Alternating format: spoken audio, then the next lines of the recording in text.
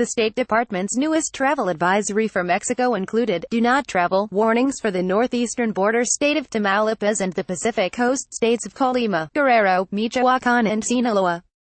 The advisory, released Wednesday, gave the states its highest risk Category 4 warning, the same classification the U.S. has given conflict-racked nations such as Libya and Yemen. Violence has been on the rise across Mexico in recent years. Last year, the nation recorded more homicides than in any year since the government began releasing statistics in 1997. But the bloodshed has been concentrated in certain areas.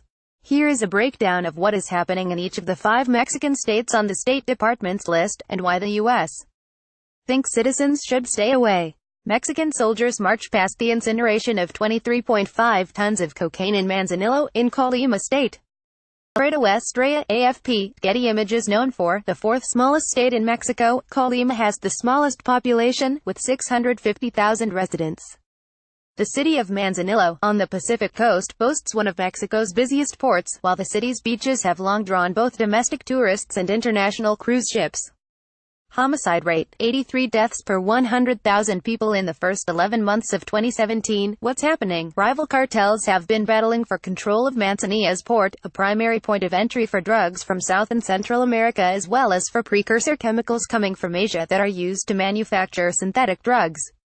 Violent crime and gang activity are widespread, the U.S. warned in its travel advisory.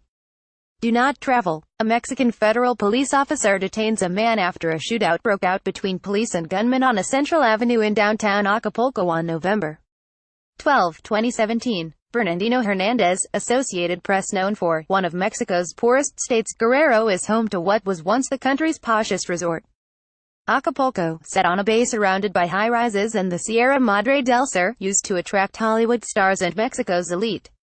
Homicide rate, 59 deaths per 100,000 people in the first 11 months of 2017. What's happening? The cartel that once dominated Acapulco and the rest of the state fractured years ago, leaving smaller criminal groups to violently vie for power.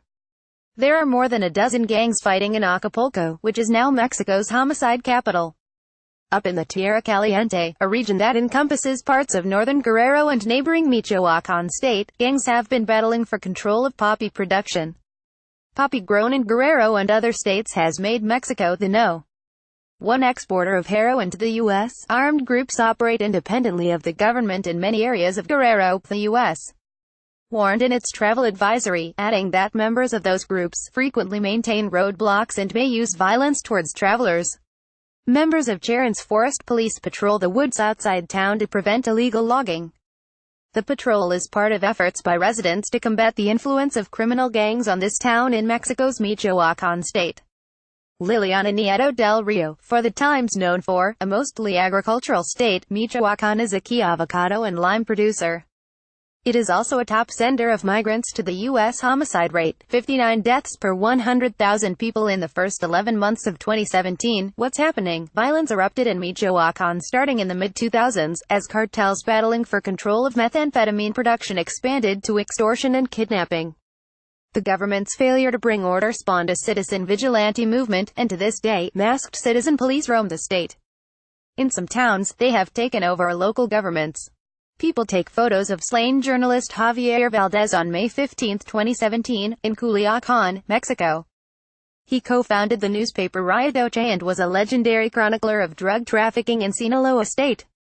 Fernando Brito, Associated Press. Known for a long, thick, skinny state that hugs the Pacific coast, Sinaloa is known for its ample agricultural production and is the birthplace of banda, a beloved genre heavy on brass and percussion. It was also the birthplace of Joaquin El Chapo Guzman, a poor kid who sold oranges in the street before becoming Mexico's most infamous drug cartel leader. Homicide rate, 41 deaths per 100,000 people in the first 11 months of 2017. What's happening? After Guzman's arrest and extradition to the U.S. last year, his Sinaloa cartel fragmented into warring factions. Those factions are fighting each other as well as gangsters aligned with the ascendant Jalisco New Generation cartel, which has quickly taken control of wide swaths of the country with its brutal tactics. Violent crime is widespread, the U.S. warned in its travel advisory for Sinaloa. Packages of U.S. cash were found hidden in a bus crossing Mexico's Tamaulipas state this month. More than $980,000 was seized.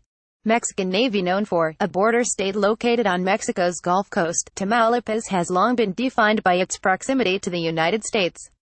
A large amount of Mexican trade travels through the state, and U.S. citizens frequently cross into Matamoros and Reynosa, across the border from Brownsville and McAllen, Texas, respectively. Homicide rate: 20 deaths per 100,000 people in the first 11 months of 2017. What's happening? Tamaulipas has been engulfed in violence between factions of the Gulf Cartel and the Zetas criminal group. While the homicide rate there is not as high as in other states, extortion and kidnappings are rampant. About one-fourth of all kidnappings in Mexico occur in the state. Violent crime, such as murder, armed robbery, carjacking, kidnapping, extortion and UAL assault, is common, the U.S.